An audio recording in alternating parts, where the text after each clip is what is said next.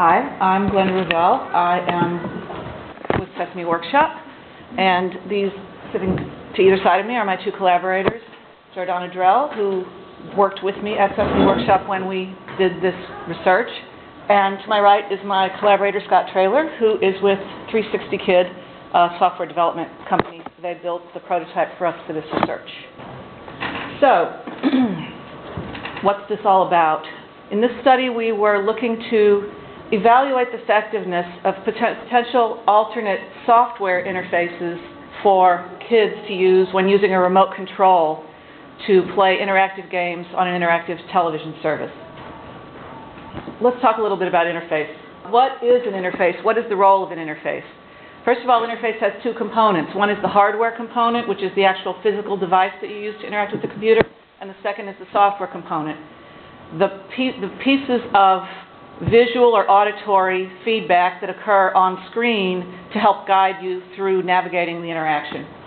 And what all of this together, the hardware and software interface all together does is serves a way of letting the user and the computer communicate with each other. It enables a shared focus for the human and the computer in much the same way that pointing does in human interaction.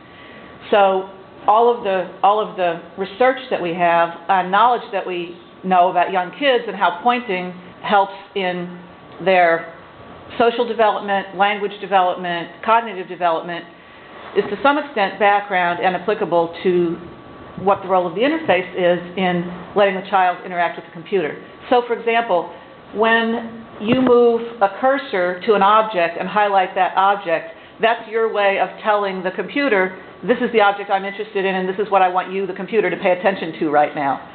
Likewise, the software can draw your attention to things as the user, saying something like, okay, if you want to quit this game, click on the stop sign, and then highlighting the stop sign for you to draw your attention to that point.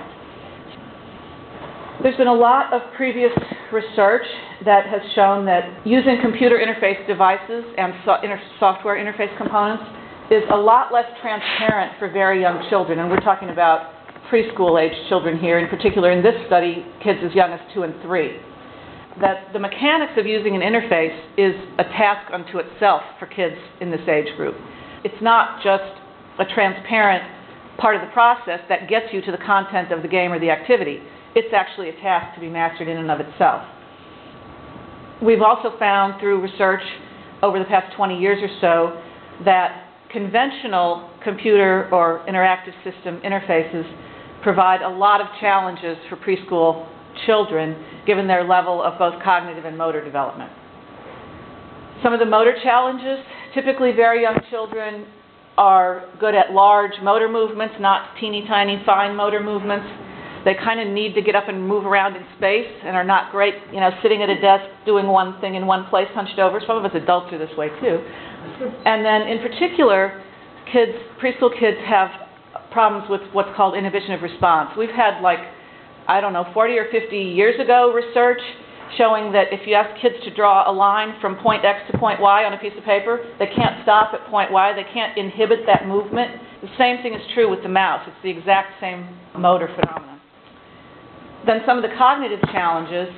First of all, in order to use a typical computer interface, you have to separate the focus of your visual attention where you're looking from where the action is happening. So if I'm a kid playing with a toy, the toy's right here, I'm interacting with the toy, I'm looking at the toy, it's all happening in one place. With a computer, I'm using this to interact, but I have to be looking up here to see the effects of what I'm doing on the screen. Kids in this age range are also still just in the process of developing an understanding of cause and effect, and it's particularly challenging when the effect happens in a different place from where I instigate my action as the cause. Spatial relationships, again, kids in this age range are just developing notions of up, down, left, right, and when you complicate that with the fact that I'm having to map from my movements in the horizontal plane to movements that are occurring in the vertical plane on the screen, it makes all of that even more challenging. And then multi-step processes, where first you have to do one thing and then another, are also challenging for preschool kids. So, as you could probably tell as I was going through all of that, many of these challenges converge to cause kids a particular problem with the mouse. And I admit it straight up, these next slides are not really relevant to what I'm talking about today, but I just really, really like them, so I want to show them to you. This is a study that was done by Juan Pablo Arcad and his colleagues at the University of Maryland on mouse use, comparing mouse use for adults with preschool kids. So it's a brilliant study, but no one had ever done it before. It seems really simple, but he's the first person to ever do it. The entire goal of this task was move the cursor from the yellow square to the red circle. That's all they had to do. And he mapped the path of the cursor movement for all of the subjects in the study. So these are all the paths that adults used to complete that task. These are all the paths that 5-year-olds took. So you can see a lot of, they don't go in a straight line, they overshoot the target a lot, they have to come back, they go up, they go down. If you think that's bad, these are all the paths that 4-year-olds took to complete that simple task. So you can see that if it takes that much energy for them to simply move a cursor from one spot to another, how much cognitive energy is going to be left over to actually engage in the content of the task? So in addition to sort of an established body of research showing that interface use is not as easy or transparent for young kids as it is for older kids and adults, we also have a growing body of research that shows that all interfaces are not created equal, and some interfaces are easier for young kids to use than others. Eric Stroman has proposed a cognitive model to predict what kinds of devices and software interfaces will be easier or harder for kids to use. And basically, he suggests that there are two components of the cognitive load in an interface task. The demands of cursor control, so exactly what you have to do and how you do it in order to move the cursor on the screen, and then the rules of use for that particular device. For example, with the mouse, one of the rules of use would be if you're moving from left to right and you get to an obstacle, you have to pick the mouse up and start again. When you want to make the cursor go forward and then turn, you don't turn the mouse the way you would turn a car you were driving. Those are some examples of rules of use. And further, he has argued that the amount of cognitive load is directly related to the differences in the movements and the rules of use that are required for any particular interface, the differences between those movements and rules and the movements and rules involved in human pointing. So why should we care about all of these, the cognitive demands of the interface use? Well, two reasons really. Number one, as you'll see later in our data, if the cognitive demands are too high, kids won't play. They'll just get up and walk away. I mean, they just either can't do it or don't want to do it because it's too difficult. And number two, even if they can do it and are willing to engage in the task, the more of their cognitive processing that's required to deal with the interface, the less that's left over to actually engage in the content of the task, which we're kind of hoping is what they're there for to begin with. Okay, so in this study we were looking at developing an interface for interactive television, which means it's going to have to use a remote control. The typical interface, which I'm sure you're all familiar with from using your DVDs and interactive television if you have it, usually involves using the little arrow buttons on the remote and then pressing the select to move a highlight to the object that you want to choose, and then pressing select when the highlighted object, when the object you want is highlighted. So Stroman's model predicts that this would present a really high level of cognitive demand because the rules of use and the movements are very dissimilar to human pointing.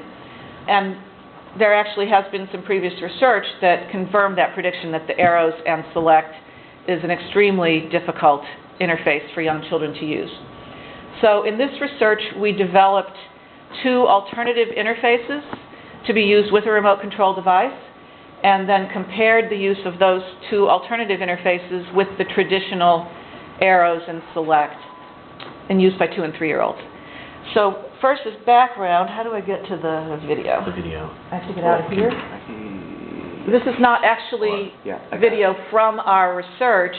It's video that we had taken of some kids, 2, 3, and I think we have a couple of 5-year-olds using the remote. It kind of served as a reason, a motivator for doing the research. Okay, so this is Amelia. She's 2 and a half.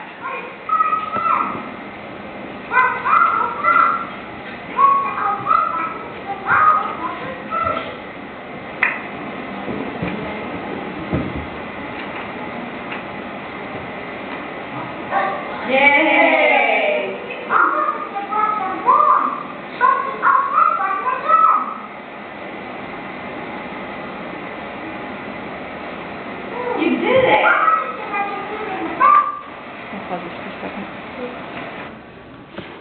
Notice that she's on her mother's lap. Her mother's being very directive, very guiding, very supportive. What I didn't show you, but I'm sure Jordana remembers, since as you saw she was there, is that there's about 20 minutes of video before we get to the point where the mom brings her on her lap and gives her that support, where Amelia is kind of roaming around the room and aiming the remote in all different directions, and it was only being on her mom's lap in that very structured circumstance that enabled her to use it even for the one button press. She also was not holding the remote herself. Right. I was holding it. Okay, this is Grace, who's 3.5. Or Grace's hand, anyway.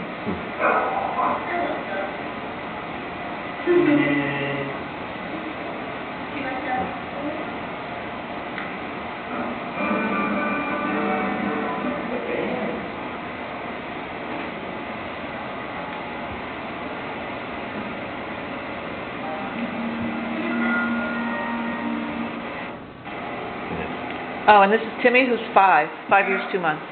There are 2 more things on my shelf that start with the letter T. You can find them. So you see by 5, he's got the 2 thumbs going on the directional arrows, and I see 1 more thing. everything seems to be cool, as opposed to the 2- and 3-year-olds who we saw first. Click on it.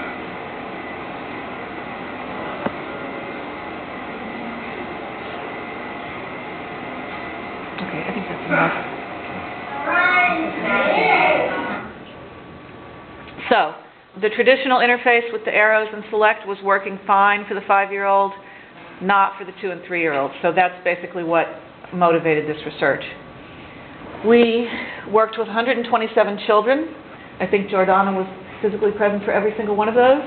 61 2-year-olds and 66 3-year-olds. And each child was asked to play 3 rounds of 2 different activities. One of the activities, Dress Elmo, was fairly open-ended. It was just simply choosing a shirt and a pair of pants and a pair of shoes for Elmo to wear. And the other one was a more cognitively demanding task, which was about choosing 3 items that began with the same letter. We were interested to see whether we would get differences in interface use based on the higher or lower cognitive demand of the task. Each child used the same interface for both of the games. So remember I said we used the conventional interface and 2 alternative interfaces. Each child used the same interface across both games. And we balanced gender and age and order of games and all those things. So exactly what the interface options were that we tested. Arrows and select is the traditional interface.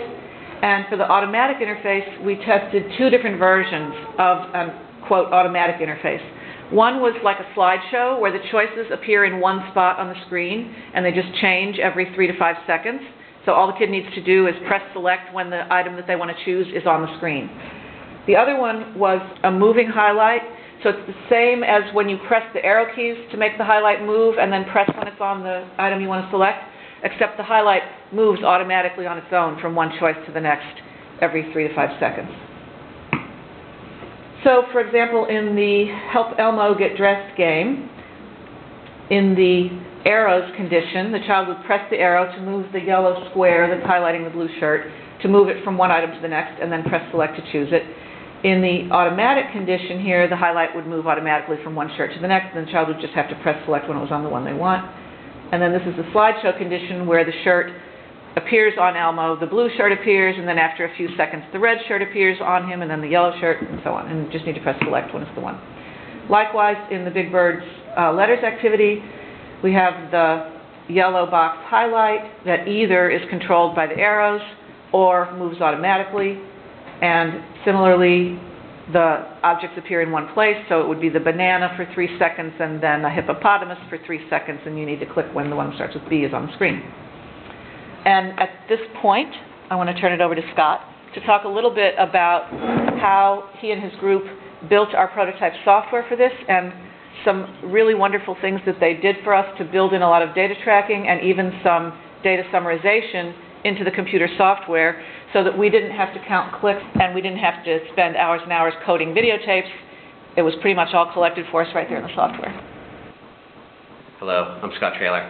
Just a few things to talk about related to this tracking tool that we created. We've worked on a handful of research projects where we're tracking many different elements within the tool, child's reaction, response, correct, incorrect, and so forth. And there are basically two ways to build such a device. One way is to start from scratch and to build everything integrally into the product, and another way is to retrofit something that's existing, which can be a little bit harder, especially if it was not developed by the same people who are building in the tracking hooks, if you will. And a very important thing to understand when building a tool for tracking is, well, there are many different elements to track. And depending on the kind of UI or user interface conventions you're using, like do you use drag and drop versus click and carry, and where would you begin the timing event to start tracking to see how that goes? Do you track on mouse down? Do you track on mouse up? Do you track on the initial movement of the cursor or on final destination, or all of those? So there are many different ways to insert your hooks to track the information that you're looking to find and evaluate. So with this particular tool, some of the things that we're checking for, well, what is the time between the end of the instruction and the beginning of the selection, whether the selection is correct or not. And also track what were the pathways taken to get to a correct or an incorrect answer. What was every item scanned if in the arrow condition that the child the path they took on the way to try to solve or get the correct solution. And oftentimes you may want to build in extra hooks just to track for overshooting as well, to see, well, yes, they got to the right answer and then they missed it and then they came back, or they waited for some other method to get there, whether arrow keys or automated advancing through the highlighter. And then finally, well, how do you want your data? If you're building these tools, you can get some very customized, very detailed, very neatly organized reports to then use with other tools to get the data you want to evaluate. So within the prototype tool we created, there's an initial login screen that the researcher will enter a child ID, and is it a male or female, and how old is the child in months. And then after that, the researcher can select the condition, play a game, and then come back and select another condition and keep adding to the particular log file for that child. And what I have here is an example of the data that this particular tool was creating. This is a sample log file, and you're only seeing a small snippet of it, like maybe just 15%. But if you look at it, you'll see every single event is timed, every single action is recorded. There is a summary line at the end of every activity. Which is a godsend. Yeah. And that basically is kind of the information that can be provided when automating your tracking instead of counting clicks and doing it with a stopwatch. That's cheating. Okay, so what did we find? I'm going to do what you're not supposed to do and talk about what we didn't find first. But we actually found no significant differences between the two different versions of the automatic interface. So the slideshow versus the moving highlight. I sort of could make an argument either way why one or the other might be better, but in fact it turns out they're about the same. And we also didn't find any significant differences between the two activities. So the theory that maybe the activity that was more cognitively demanding in the activity itself might have less good performance on the interface didn't pan out. So I'm going to collapse across those things and not have to deal with putting up charts for all of those factors for the rest of the talk. Okay. So our first piece of really interesting information is our dropout data. Remember I was talking about how if the demand is just too high, the kid's going to disengage. For 2-year-olds who were using the arrow keys, where they had to actually press the arrows to move the highlight and then press select, we had a 59% dropout rate. And the requirements to stay in the study were pretty minimal. They really just needed to get through one round or 3 trials of each game. So 59% of our 2-year-olds were not even able to do that. So looking at the data for the kids who did remain in the study, first we looked at the average number of rounds completed out of a total possible 6 rounds, and we got age differences, significant age differences and condition differences. So the kids who were using the auto condition, the automatic condition, were able to complete more rounds than the kids who were using the arrow keys, and the 3-year-olds were able to complete more rounds than the 2-year-olds. For the total number of trials completed out of 18, in this case we had a condition effect but not the age effect. That may be because of what was going on with the 2-year-olds in the arrow condition and that we had so many fewer of them. But in any case, we did see a condition effect again where the kids who were using the automatic interface were able to complete more trials than the kids who had to use the arrows. If we look at efficiency, or the average amount of time per trial, we get an age effect, a condition effect, and an age-by-condition interaction. And this is where you see the big thing that's going on here is with those 2-year-olds in the arrows condition. So even the 2-year-olds, the 40% who stuck it out and were able to stay in the study, it took them over a minute and a half just to complete one trial. So just to make one selection. And if that's the case, it's going to be a pretty frustrating experience for them.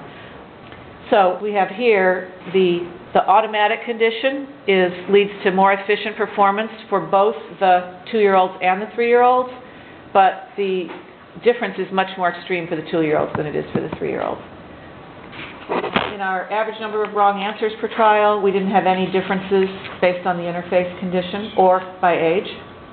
And in the number of overshoots per trial, we did have a significant condition effect. So if the kids were actually having to press the arrows and get the highlight to stop on the correct answer, they tended to overshoot more often than if they just waited for the highlight to stop on the one they wanted.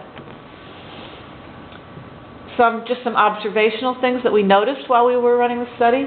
Kids tend to hold the arrow down for a long time. They don't just make a nice little, so that's part of the inhibition of movement issue. And so if you have an interface that works where the cursor just keeps moving along as long as you hold the arrow down, they're going to have trouble stopping it where they want it. So that means you need to create an interface where each movement of the arrow should correspond to a discrete finger movement. And in addition, in the same way, they tend to hold the select button down for a long time when they're choosing something. So you shouldn't structure your software so that that's going to make a whole bunch of selections in a row unintentionally. We found that many, if not most of the kids, were not using the arrow keys in any kind of a directional manner. They would just choose one arrow key and use it over and over again, typically with a thumb on one arrow and the other thumb on the select button. So you need to try to design your interface in such a way that if they're just using one arrow, they're still going to be able to cycle around to all the choices and it'll still work. And then the thing that Jordana referred to earlier, most kids can't use the remote effectively for this kind of an interactive task while holding it in their hand. So they really have a lot better success if they put it down on a table, which both keeps it pointed at the TV and then gives them enough flexibility with using their hands to actually be able to use it effectively. So, what we learned. For 2-year-olds, obviously the demands of the arrow select interface were much too high, and even for the 40% of the 2-year-olds that stayed in the study, their performance was significantly less efficient than either the 2-year-olds who were in the automatic condition or the 3-year-olds who were in the arrows and select condition. And for some of our 2-year-olds, even the automatic interface was too challenging. The 2-year-olds averaged significantly longer times, in other words, less efficiency per trial than the 3-year-olds did. For 3-year-olds, the automatic interface was significantly more efficient than the arrows. And just another point with regard to the 3-year-olds, many of the 3-year-olds who had trouble using the arrow and select interface didn't become unmotivated to play the game. They would just start making up their own rules and point to the right answer on the screen. So it appears that, even though this study was in no way designed to be a test of Stroman's cognitive load model, it appears that the automatic interface does significantly reduce the cognitive load for both of the age groups, and much more dramatically for the 2-year-olds since their performance was so poor using the traditional interface. And we really need to do more research to determine what an optimal interface for the 2-year-olds might be, since some of them had trouble even with the automatic moving interface. We've actually designed some potential interfaces for 2-year-olds that we think might help them be even more efficient, but we haven't done a full-fledged research study like this to document it. So there we are. Thank you.